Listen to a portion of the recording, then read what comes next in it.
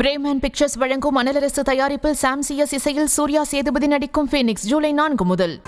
தமிழக தேர்தல் களம் சூடுபிடித்திருக்கிறது. இந்த நிலையில் ஒவ்வொரு கட்சிகளும் தங்கள் மக்களை சந்திக்கும் பொழுது என்ன கொள்கைகளை எடுத்து போகிறார்கள், என்ன பரப்புரை முன்வைக்கிறார்கள் அப்படின்னு பார்க்கிறப்போ எதிர்கட்சிகள் சொல்லக்கூடிய குற்றச்சாட்டுக்கு திமுக மக்களிடம் எங்களுடைய நலத்திட்டங்களை நாங்கள் எவ்வளோ மக்களுக்கு செஞ்சிருக்கோம், இந்த 4.5 ஆண்டுகால ஆட்சிகளில் செய்யப்பட்ட திட்டங்களை சொல்லியே வாக்கு சேகரிப்போம் அப்படின்னு சொல்றாங்க.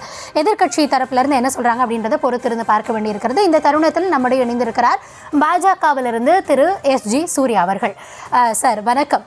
அரசியல் களத்தில் பரப்புரை அப்படின்றது ஏற்கனவே துவங்கப்பட்டாகிவிட்டது. இந்த தருணத்தில் மக்களிடம் கட்சிகள் என்ன மாதிரியான பிரச்சாரத்தை எடுத்துகிட்டு போகிறாங்க அப்படின்றப்போ திமுக தரப்பிலிருந்து பெரும்பாலும் பாஜக எதிர்ப்பு, பாஜகவிடமிருந்து மக்களை காக்கணும், நம்ம தமிழகத்தில் தமிழகத்திற்கான அந்த சுயத்தை நம்ம வச்சுக்கணும் அப்படின்னா பாஜகவை எதிர்க்கணும் அப்படின்ற ஒரு போக்கிலே அவங்களுடைய பிரச்சாரம் அமைந்திருக்கிறது. அது மட்டும் இல்லாமல் இருக்கக்கூடிய கட்சிகள் எல்லாமே திமுகவை எதிர்த்து அரசியல் பண்ண வேண்டிய இடத்துல தான் அவங்க இருக்காங்க அப்படின்ற ஒரு விமர்சனத்தை திமுக முன்வைக்கிறாங்க.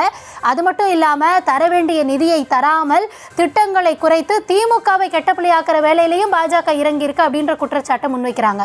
இதை நீங்க எப்படி பாக்குறீங்க? முதல்ல இப்போ இவங்க எல்லாருமே பிஜேபி எதிர்த்து பிரச்சாரம் வைப்பதற்கான காரணம் மத்தியில ஆளும் கட்சியா இருக்கிறதுனால ஆளும் கட்சியை எதிர்த்து தான் அரசியல்ன்றது எப்பயுமே மையப்புள்ளியா இருக்கும். அதே மாதிரி தமிழகத்துல திமுக ஆளும் கட்சியா இருக்கிறதுனாலதான் திமுகவை எதிர்த்து அரசியல் பண்றாங்க எல்லாருமே. அது அவங்க என்னமோ திமுக மேல பெரிய ஒரு பவர்ஃபுல் ஃபோர்ஸ், அதனால அவங்களை எதிர்த்து அரசியல் பண்றாங்க அப்படின்னு நினைச்சுட்டாங்க. அது மிகப்பெரிய முட்டாள்தனம். அது அவர்களுக்கும் நல்லா தெரியும். இப்போ இந்த பரப்புரையை பத்தி பேசும்போது இந்த 4 ஆண்டுகள்ல வெறும் நாங்க சொல்லிட்டே இருப்போம், டேக்லைன் அரசாங்கத்தை தான் திமுக நடத்துதுன்னு.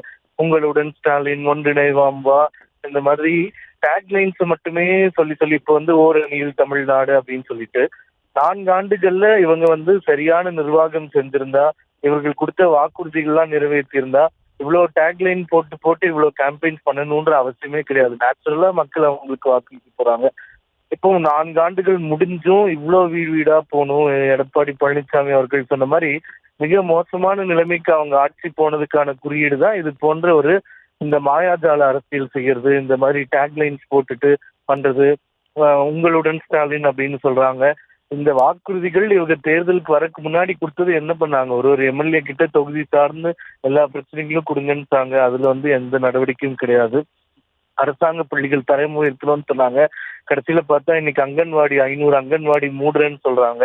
அதனால சொன்ன வாக்குறுதிகளுக்கும் செய்த ஆட்சிக்கும் எந்த சம்பந்தமே இல்லாதனால, அதாவது மின் கட்டணம் மாதம் ஒரு முறை ஆக்குவது, சிலிண்டருக்கு மானியம் கொடுப்போம்னு சொன்னது, இந்த மாதிரி அடிப்படையா சொன்ன விஷயங்கள் எதுவுமே பண்ணல.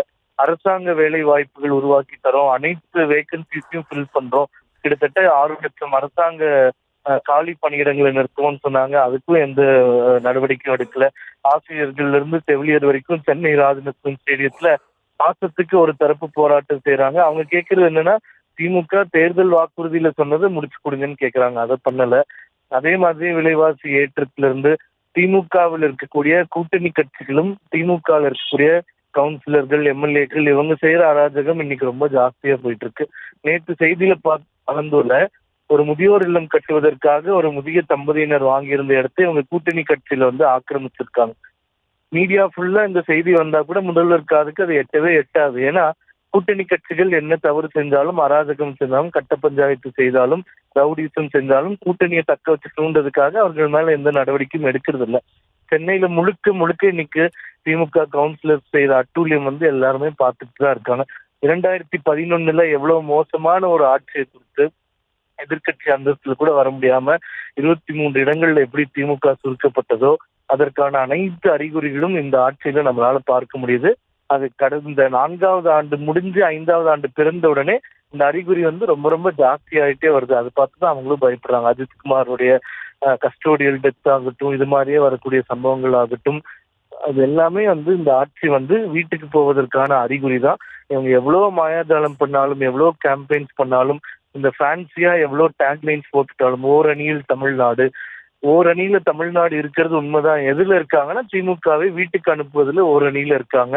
அதை எப்படியாச்சும் தடுத்துடலான்னு பாக்குறாங்க. நீங்க கேட்ட கேள்வி மாதிரி பாஜகவை எதிர்த்து தமிழகத்துல அரசியல் செய்யறதுக்கு என்ன இருக்கு? தமிழகத்தினுடைய தேவைகள், தமிழகத்திற்கு என்ன வேணும், தமிழகத்துக்கு நீங்க பண்ணியிருக்கீங்களா அப்படின்ற ஒரு தேர்தல் களத்துல 4 ஆண்டுகள்ல நாங்க இவ்வளவு விஷயம் சாதிச்சிருக்கோம், இதெல்லாம் பண்ணியிருக்கோம் அப்படின்னு வாக்கு கேட்காம பிஜேபியை எதிர்த்து வாக்கு கேட்கறீங்கன்னா அப்ப 4 ஆண்டுகள்ல நீங்க எதுவுமே செய்யல.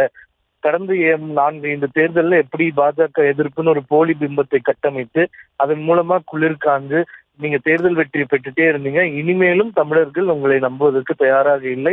நீங்கள் செய்தது அனைத்துமே போலி பிரச்சாரம். ரேஷன் கடைகளை மூடிடுவோம்னு சொன்னாங்க. இந்த மாதிரி பிஜேபி அது பண்ணிடுவாங்க இது பண்ணிடுவாங்கன்னு ஒரு பூச்சாண்டி காண்பித்து 2017 இருந்து தொடர்ந்து தேர்தல்களில் வென்ற திமுக 2026 தேர்தல்ல மிகப்பெரிய சரிவை சந்திக்க போகிறது. அதை நம்ம எல்லாம் பார்க்க தான் போறோம்.